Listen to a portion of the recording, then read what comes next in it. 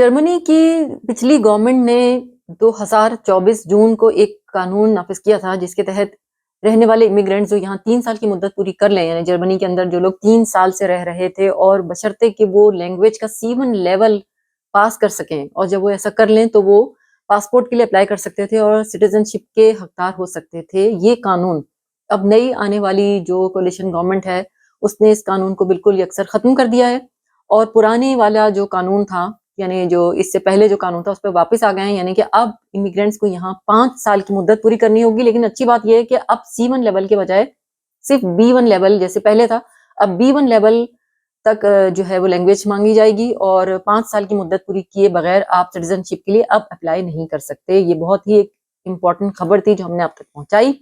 ऐसी ही खबरों के लिए अगर आप चैनल पर नए और पहली बार हमें देख रहे हैं तो हमारे चैनल को सब्सक्राइब कीजिए और साथ लगे बेल आइकन को भी क्लिक कीजिए ताकि आने वाली हर नई वीडियो की नोटिफिकेशन आपको मिल सके। और अगर हमेशा से देखते हैं और हर रोज देखते हैं तो हम आपके बहुत मशहूर हैं। रखिए अपना अपने प्यारों का बहुत सारा ख्याल। मिलते हैं आपसे नए वीडियो में नए टॉपिक के साथ।